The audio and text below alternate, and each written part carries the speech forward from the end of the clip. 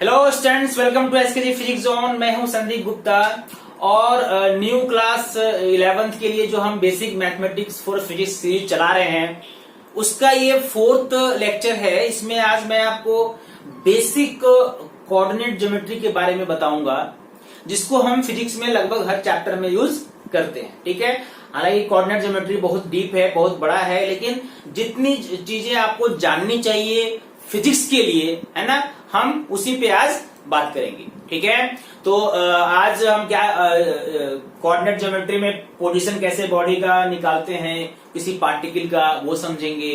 Equation देखेंगे, straight line, circle, ellipse, parabola, इसके कैसे इक्वेशन निकालते हैं और कैसे इसको फिजिक्स में यूज करते हैं। ठीक है, तो वीडियो को स्टार्टिंग से एंड तक देखिए और नोट्स बनाइए। ठीक है, और इस पे क्वेश्चन हम प्रैक्टिस कीजिए। इसका अभी आपको डीबीबी मिलेगा नेक्स्ट लेक्चर में। ठीक है, और मैंने आपको पिछले जो तीन लेक्चर है उसमें बेसिक मैथमेटिक्स का जो कॉन्सेप्ट सिखाया है, ठीक है, वो भी आपको याद होना चाहिए। अगर आपने वो लेक्चर अभी तक नहीं देखा है तो डिस्क्रिप्शन में उसका लिंक होगा, आप वो जरूर देखिए। ठीक है, तभी आपको फिजिक्स पढ़ने में आनंद आएगा और फिजिक्स आपका एक फेवरेट सब्जेक्ट बन जाएगा, इसकी गारंटी है। ठीक है, तो चैनल को अगर आपने सब्सक्राइब नहीं किया है तो इसको पहले सब्सक्राइब करो, बेल नोटिफिकेशन ऑन करो, ताकि कोई भी वीडियो में अपलोड करूं तो आपको उसका पता मिल जाए। ठीक है, तो चलो स्टार्ट करते हैं बेसिक कोऑर्डिनेट ज्योमेट्री। तो सबसे पहले जो कोऑर्डिनेट ज्योमेट्री में आपको समझना चाहिए, है ना, जब हम कोऑर्डिनेट्स की बात करते हैं तो सबसे पहले क्या आता है, सबसे पहले आपका आता है एक पॉइंट जिसको हम बोलते हैं ओरिजिन। ठीक है, हालांकि कोऑर्डिनेट सिस्टम, बहुत सारे कोऑर्डिनेट सिस्टम हैं, बट हम यहाँ पे पढ़ेंगे रेक्टेंगुलर कोऑर्डिनेट सिस्टम, जहां पे 3 एक्सिस होंगे और तीनों एक दूसरे पे परपेंडिकुलर, है ना। ये जो पॉइंट है ओरिजिन, है ना, ये यहां से हम एक्सिस ड्रॉ करते हैं। मान लो इस लाइन को, इसको हम क्या बोलेंगे, एक्स एक्सिस। इसके जो परपेंडिकुलर है ये क्या है, वाई एक्सिस। और तीसरा एक्सिस जो एक्चुअल में हम डिनोट करते हैं ऐसे, लेकिन ये एक्सिस किसमें कैसा है, ये एक्सिस इस तरह से है, ऐसे बाहर की ओर जाता हुआ। ठीक है, that means this is Z axis, this is X axis and this is Y axis. और तीनों जहां पे मिल रहे, जहां से आपने स्टार्ट किया, वो पॉइंट क्या है, वो पॉइंट ओरिजिन। ठीक है, ओरिजिन का मतलब क्या, इसका क्या सिग्निफिकेंस है। तो अगर मान लो किसी पार्टिकल का पोजीशन आपको जानना है, ठीक है, आप जानना चाहते हो सामने वाला पार्टिकल कहां पे है, तो आप कहां पे हो, मतलब जो देख रहा है उस पार्टिकल को, जिसको पोजीशन पता करना है, वो कहां पे है ना।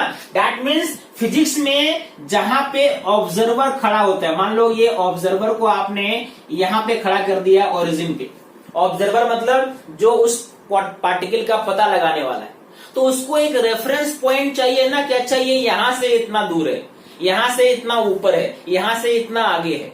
तो वो जो रेफरेंस पॉइंट है, उस रेफरेंस पॉइंट को हम क्या बोलेंगे, रेफरेंस पॉइंट को हम लोग क्या बोलते हैं, ओरिजिन बोलते हैं फिजिक्स में। वहां पे ऑब्जर्वर खड़ा है और वो किसी पार्टिकल को देख रहा है। बात समझ में आ गई। ओरिजिन का मतलब क्या है, जहां पे खड़े होके आप किसी पार्टिकल के पोजीशन को जज कर रहे हैं, ऑब्जर्व कर रहे हैं। ओके, अच्छा, अब देखो ये 3 एक्सिस जो मैंने बनाया, हर जगह ये तीनों एक्सिस यूज होगा ये जरूरी नहीं। मैंने यहाँ पे 3 कंडीशन लिखा है। मान लो किसी पॉइंट का आपको पोजीशन चाहिए और वो पॉइंट किसी लाइन में है ना, एक स्ट्रेट लाइन में है। तो लाइन में है तो इन 3 की जगह कोई एक एक्सिस भी, किसी एक एक्सिस के अलोंग आपको उसका पोजीशन मिल जाएगा।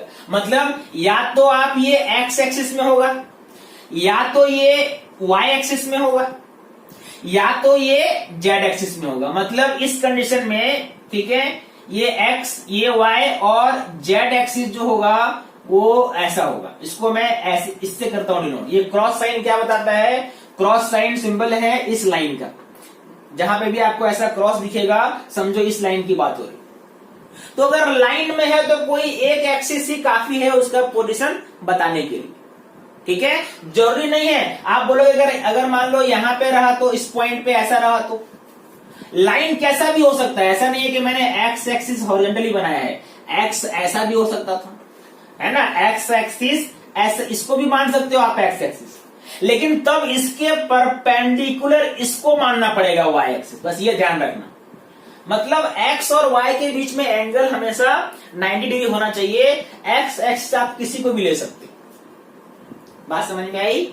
ओके। यानी अगर एक लाइन में है तो तीनों में से कोई भी एक एक्सिस से काम चल जाएगा, या तो x एक्सिस, या तो y एक्सिस, या तो z एक्सिस।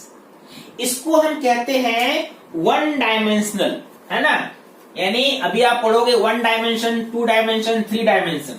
तो अगर एक लाइन में है तो इसका मतलब ये कौन सा डायमेंशन है, ये 1 डायमेंशन है। अगर मान लो सेकंड केस में आते हैं, अगर मान लो पॉइंट जो है वो प्लेन में है, प्लेन समझते हो आप?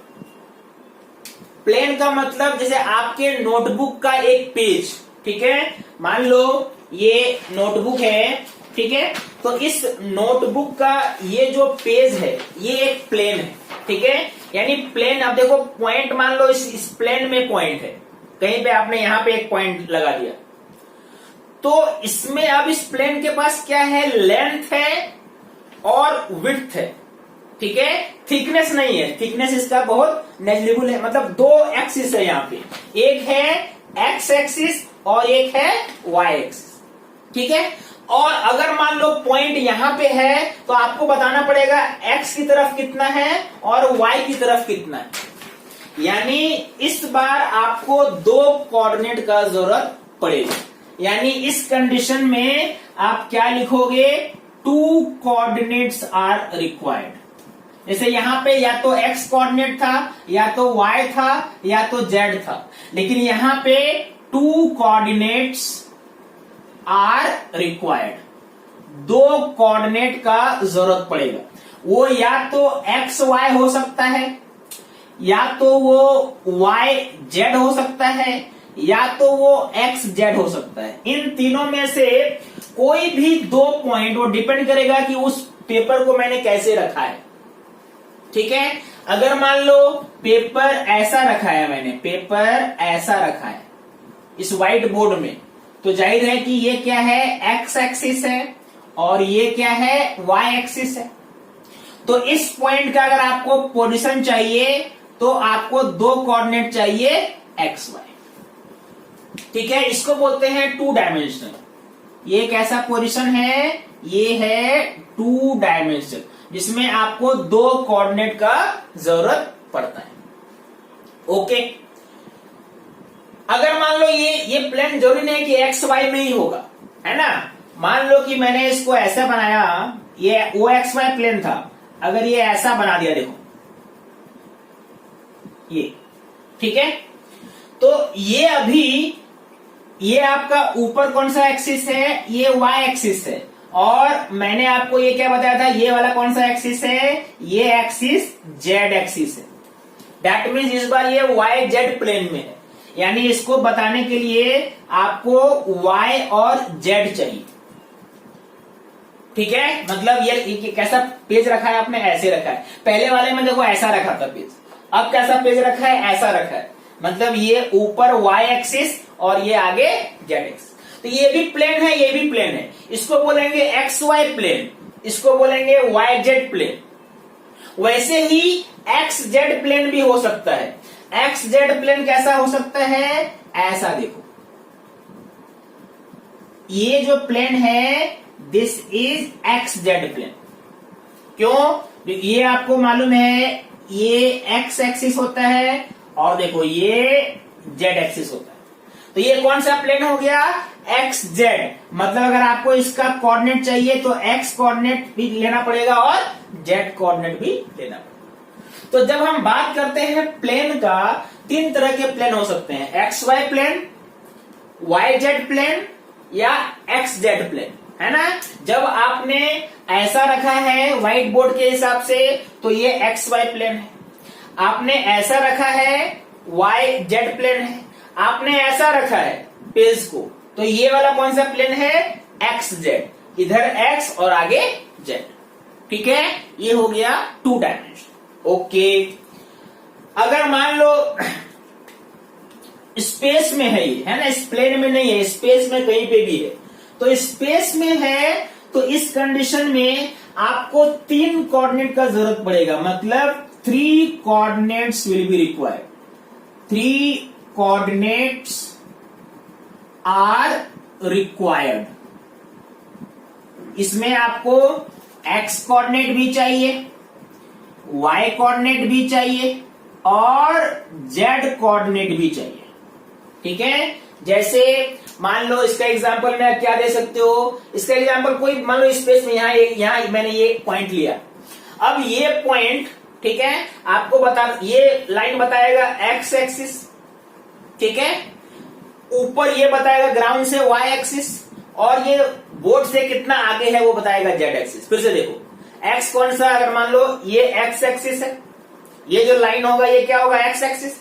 वर्टिकल लाइन अगर वाई एक्सिस आपने लिया है तो ये जो लाइन इधर आ रहा है ना बोर्ड से, ये कौन सा एक्सिस हो गया, जेड एक्सिस।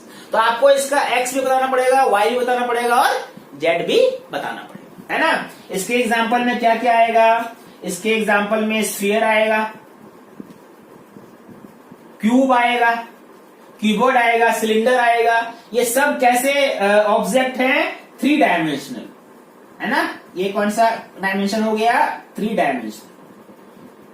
तो जब भी हम कोऑर्डिनेट सिस्टम की बात करते हैं, ये 3 तरह के पोजीशन हो सकते हैं, एक 1 डायमेंशन, 2 डायमेंशन और 3 डायमेंशन।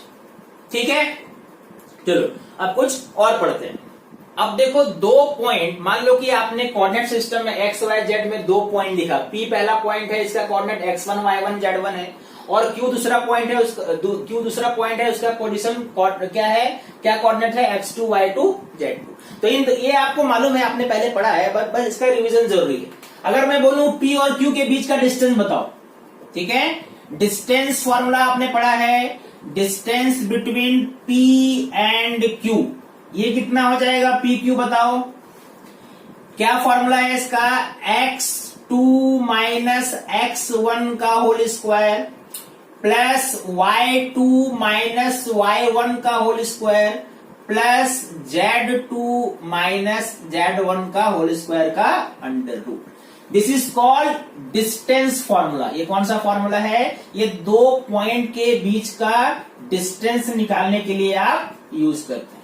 ठीक है, x2 माइनस x1 का whole square plus y2 minus y1 का whole square plus z2 minus z1 का होल स्क्वायर। ठीक है, अगर मान लो यही वैल्यू दिया रहता, ये वैल्यू दिया रहता, मैंने बोला चलो ये मान लो 2 है, 3 है, 4 है, ठीक है, और ये वैल्यू है 4 है, 1 है, 5 है।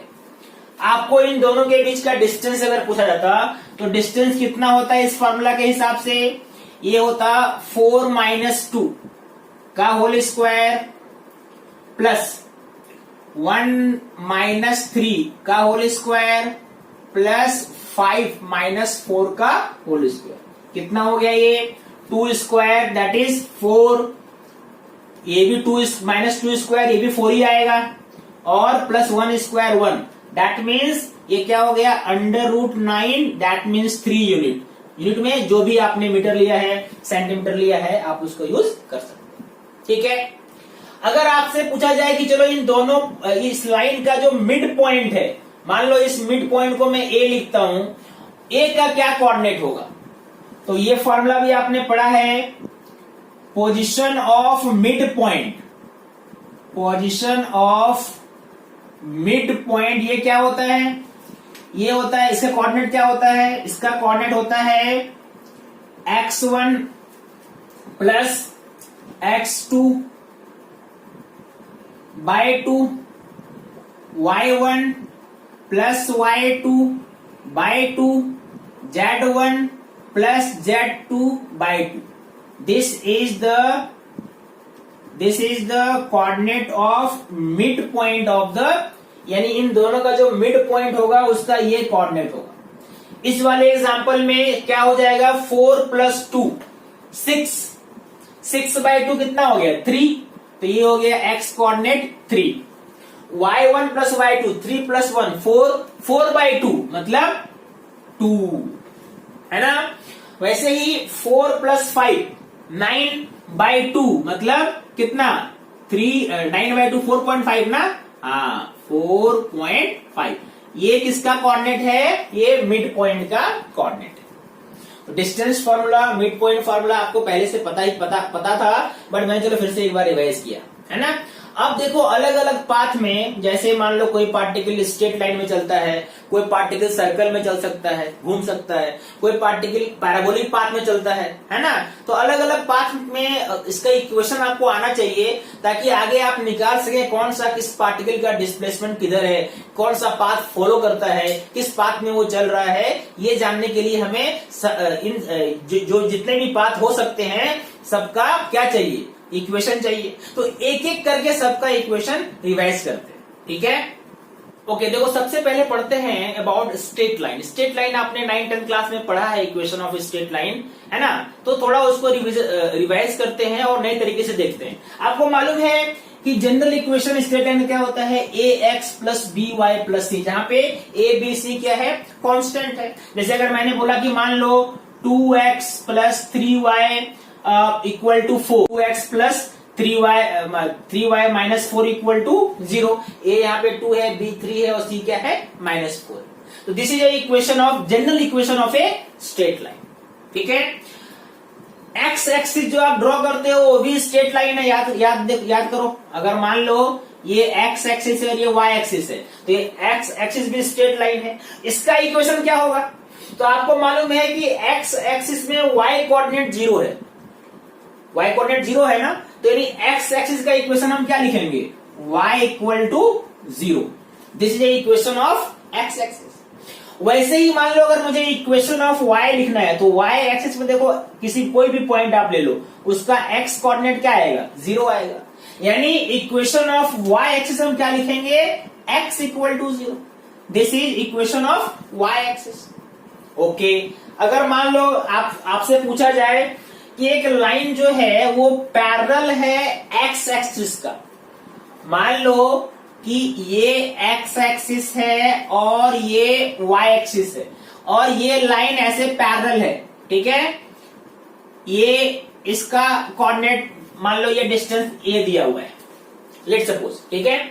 इसका इक्वेशन क्या होगा, तो आपको मालूम है कि इसमें कोई भी पॉइंट आप ले लो, कोई भी पॉइंट ले लो, उससे उसका y कोऑर्डिनेट क्या होगा, a ही होगा, क्योंकि ये दोनों लाइन आपस में पैरेलल है, तो दोनों के बीच का डिस्टेंस कभी चेंज नहीं होगा।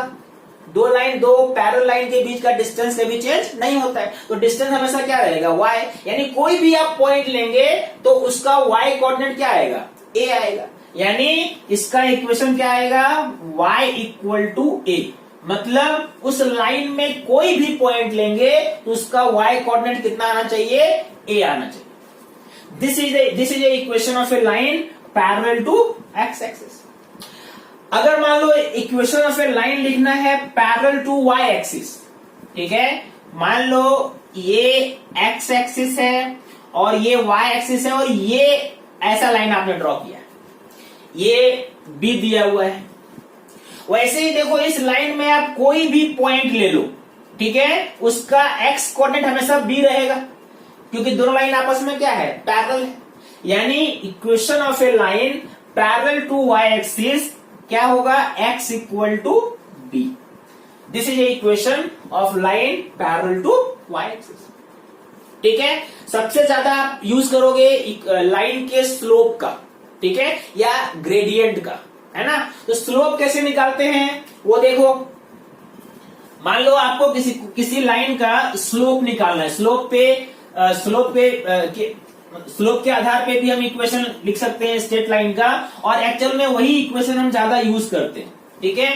स्लोप कहने का मतलब क्या है कि मान लो एक स्ट्रेट लाइन है जो 2 पॉइंट को ज्वाइन करता है, ठीक है, ध्यान से समझना। मान लो ये पॉइंट है x1 y1 और ये पॉइंट है x2 y2, ठीक है। इस लाइन का मुझे स्लोप चाहिए। तो स्लोप का मतलब क्या होता है कि अगर आपने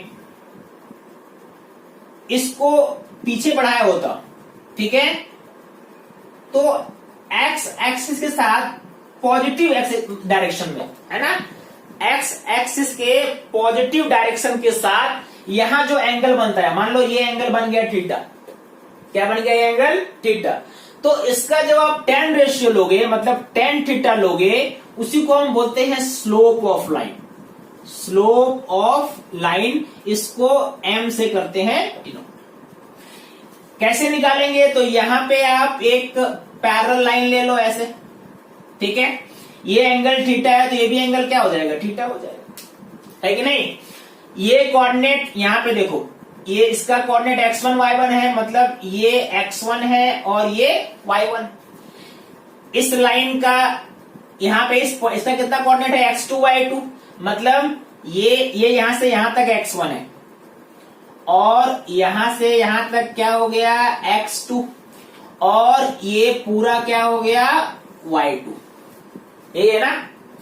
यानी ये डिस्टेंस अगर चाहिए, मान लो मैंने इस लाइन को लिखा a b और इसको यहां c लिखा, तो आपको मालूम है tan थीटा इक्वल टू क्या हो जाएगा, tan theta equal to perpendicular मतलब BC अपॉन बेस मतलब AC।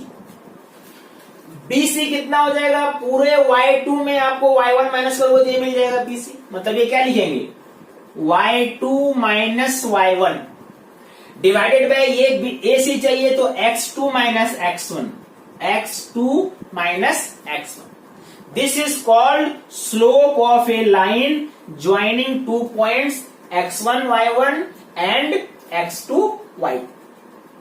फिजिक्स में इस स्लोप का बड़ा इंपॉर्टेंस है ना, इसको आप m लिखते हैं, स्मॉल m लिखते हैं। फिजिक्स में इसका क्या क्यों इंपॉर्टेंस है, देखो मैं एक एग्जांपल समझाता हूं आपको, ठीक है। एक एग्जांपल जो आपने क्लास 9 में पढ़ा है, डिस्टेंस टाइम ग्राफ पढ़ा है ना, कोई पार्टिकल कैसे डिस्टेंस कैसे ट्रेवल करता है, उसका पोजीशन टाइम ग्राफ आपने पढ़ा है। मान लो कि ये डिस्टेंस को शो करता है, पोजीशन को शो करता है, एस क्या शो करता है, पोजीशन को, और ये लाइन शो करता है टाइम को। आपने देखा कि t1 टाइम में एक पार्टिकल यहां पे है ऐसे, ठीक है, और उसके बाद t2 टाइम में वो यहां पहुंच गया, ठीक है, ये पॉइंट A ले लो, ये B ले लो, यानी कितना डिस्टेंस ट्रेवल किया इसने A से B, ये डिस्टेंस कितना डिस्टेंस ट्रेवल किया, जब वो A इसका पोजीशन A से B चेंज हो रहा है तो डिस्टेंस को ये लाइन शो करता है, ठीक है। यानी अगर आप ये लाइन ऐसे ड्रॉ करो और यहां पे एक परपेंडिकुलर आपने ड्रॉ कर दिया, ये एंगल मान लिया थीटा, ठीक है। जब आपने t1 पे देखा तो यहां पे था, मान लो इसको मैंने s1 लिखा, और जब आपने t2 टाइम पे देखा तो यहां पहुंच गया, ये s2 है। तो t1 से t2 के बीच में कितना डिस्टेंस ट्रेवल किया, s1 से s2, मतलब ये डिस्टेंस ट्रेवल हुआ। यानी अगर मैं ये टाइम t1 और t2 के बीच का टाइम लिखूं तो ये टाइम कितना हो जाएगा, t2 माइनस t1, ये भी लाइन क्या हो जाएगा, t2 माइनस t1। और डिस्टेंस हम देखें कि पहले s1 था, फिर बाद में s2 हो गया, पोजीशन पहले s1 था, बाद में s2 हो गया, तो पोजीशन कितना चेंज हुआ, s2 माइनस s1, करेक्ट है। तो अगर मैं यहां पे लिखता हूं, इसका स्लोप निकालता हूं, देखो, ठीक है, अगर मैं इसका स्लोप निकालूं, किसका स्लोप हम निकाल रहे हैं, slope of distance time graph, slope of distance time graph, ठीक है। तो स्लोप क्या होगा, slope is equal to tan theta, और tan थीटा क्या है, s2 minus s1 perpendicular divided by base t2 minus t1, यही है ना। अब ये क्या है, ये है distance travel, this is distance travel, और ये क्या है, टाइम टेकन। तो distance travel by time taken क्या होता है, स्पीड होता है। यानी अगर आपको स्लोप मालूम है, ठीक है, अगर आपको डिस्टेंस टाइम ग्राफ का स्लोप मालूम है तो वो स्लोप किसके इक्वल होगा, स्पीड के इक्वल होगा। Slope of distance time graph is equal to speed, ठीक है, कुछ भी नहीं दिया हुआ है, बस स्लोप दिया हुआ है ना। फॉर एग्जाम्पल देखो, मान लो मैंने आपको बोला कि एक पार्टिकल है, ठीक है, उसका ये डिस्टेंस टाइम ग्राफ का ऐसा ये लाइन है ऐसा, ठीक है, और ये एंगल दिया हुआ है 60 डिग्री। कितना दिया हुआ है? 60 डिग्री, ठीक है। तो बताओ इस पार्टिकल का स्पीड कितना है? तो आपको मालूम है स्पीड जो स्लोप होता है वही स्पीड होता है, और स्लोप यहाँ पे कितना एंगल कितना बन रहा है? 60। तो स्लोप कितना हो जाएगा? 1060 मतलब √3। अगर ये मीटर में है और ये सेकंड में है तो आंसर क्या हो गया? √3 मीटर पर सेकंड। इस तरह से डिस्टेंस टाइम का स्लोप निकाल के आप क्या निकाल सकते हैं? आप स्पीड निकाल सकते हैं स्ट्रेट लाइन, ठीक है। इसलिए मैंने आपको बोला था स्लोप का बहुत यूज होने वाला है। ओके, स्लोप पे बेस्ड अगर आपको स्ट्रेट लाइन का इक्वेशन चाहिए, मान लो अगर आपको स्लोप मालूम है, अब देखो स्लोप इंटरसेप्ट फॉर्म बोलते हैं, वो सबसे ज्यादा हम इसको यूज करेंगे। स्ट्रेट लाइन का ही इक्वेशन हम लिखेंगे। अब कैसे लिखेंगे? देखो, इक्वेशन का फॉर्म ऐसा होगा, y = mx + c। m क्या है? तो मालूम है आपको, m जो है वो स्लोप है। m क्या है? स्लोप है। और c क्या है? तो जाहिर है कि x जहां पे 0 है वहां पे y का वैल्यू c होगा। अगर x की जगह में आप क्या रख दो? 0 रख दो, है ना, तो y क्या आएगा? c आएगा। यानी ओरिजिन के ऊपर इसको बोलते हैं y इंटरसेप्ट। क्या बोलते हैं इसको? y intercept. मतलब ये लाइन कैसा है? ये लाइन कैसा है बताओ? y = mx + c। यहां पे ये लाइन कुछ ऐसा है,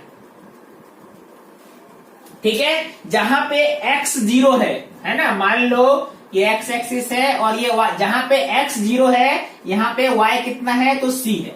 ये जो डिस्टेंस है ये y, ये c है। जहां पे x 0 है y का वैल्यू कितना है? c है। और ये जो अगर एंगल थीटा है तो आप क्या लिखोगे? tan theta = m। This is a equation of y, this is the equation of this line is y = mx + c, ठीक है। ये जो मैंने यहां पे इक्वेशन बनाया, इस वाले में m जो है ना, मतलब स्लोप क्या है? पॉजिटिव है, ठीक है। m चूंकि m तो tan थीटा है ना, tan थीटा का वैल्यू पॉजिटिव भी हो सकता है, नेगेटिव भी हो सकता है, तो ये पॉजिटिव है।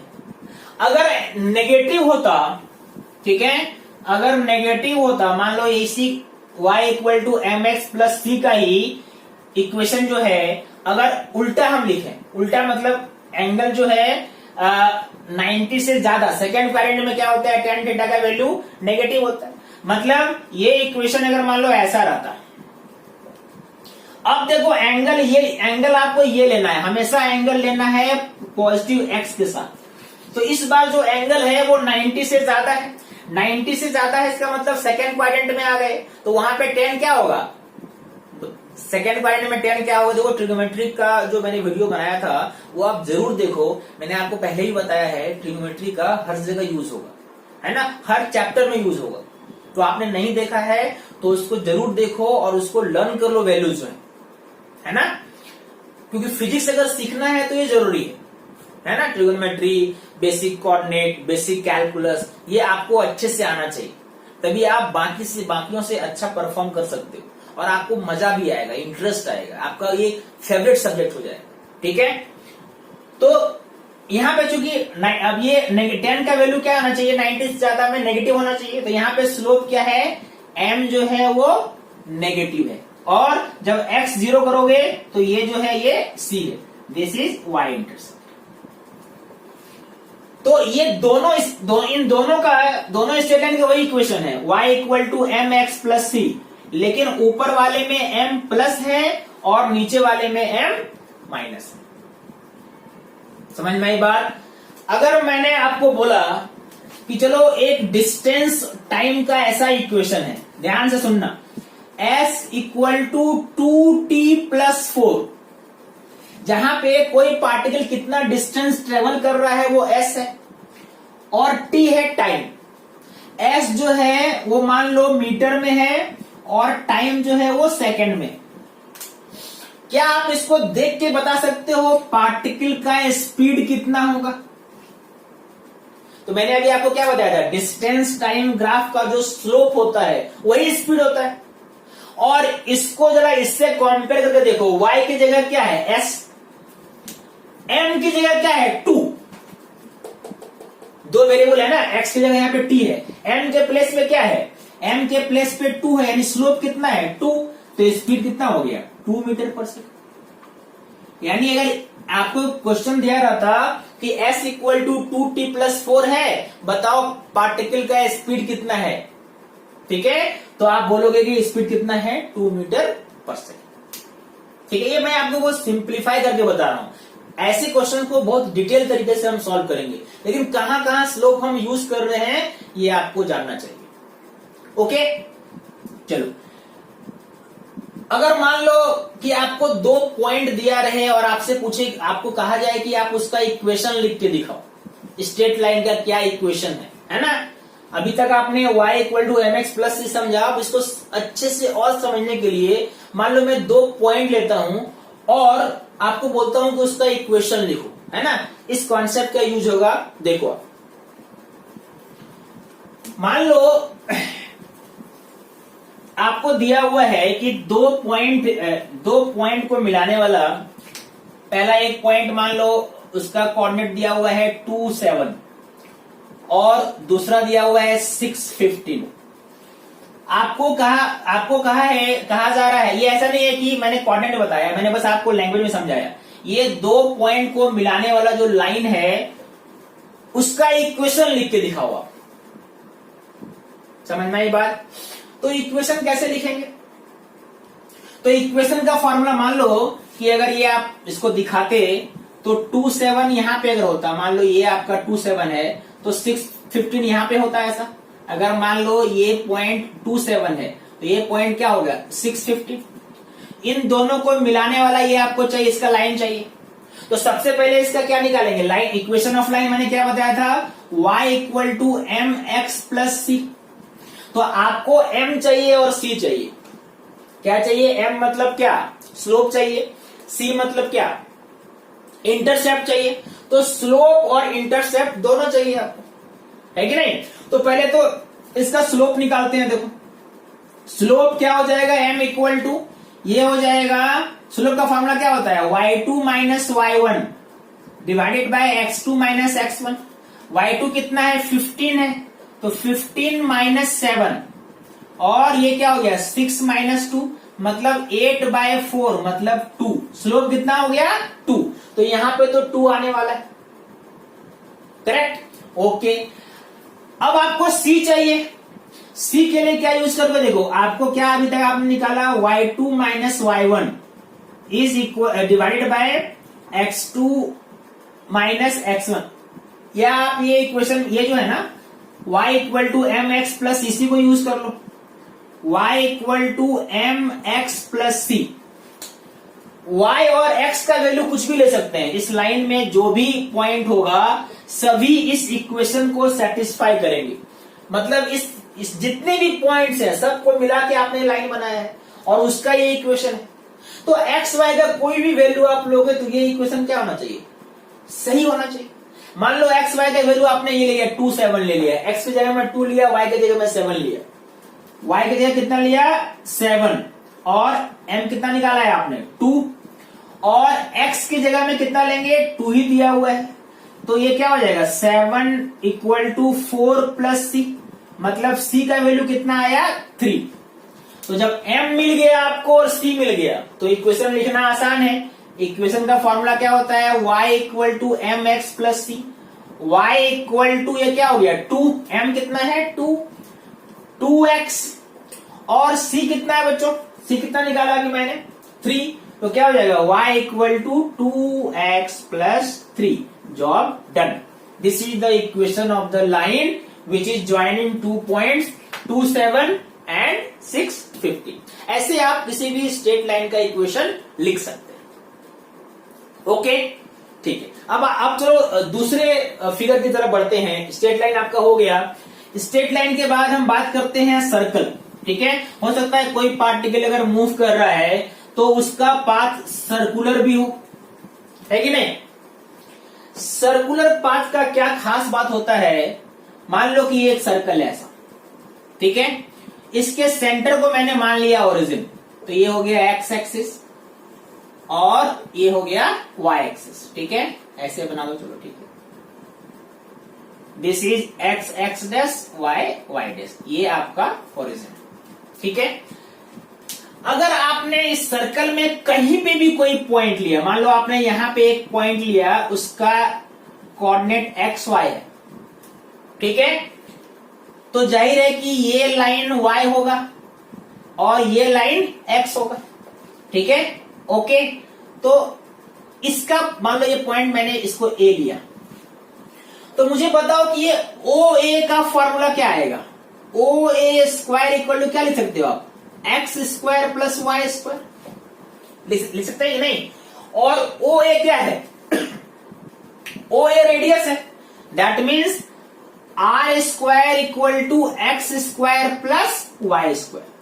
आप इस सर्कल में कहीं पे भी एक्स वाई ले लो, किसी भी पॉइंट पे कहीं पे भी अगर आप एक्स वाई ले लो और इसके हिसाब से फिर x square plus y square करो, है ना, कोई भी पॉइंट पे आप ले लीजिए और फिर x square plus y square कीजिए, देखिए आर स्क्वायर ही आएगा।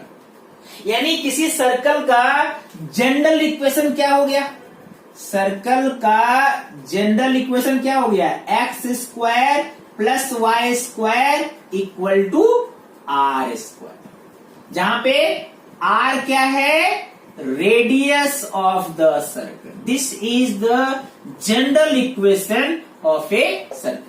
अगर कहीं आपको पाथ ऐसा दिख रहा है, इसका मतलब पार्टिकल सर्कल में घूम रहा है ना।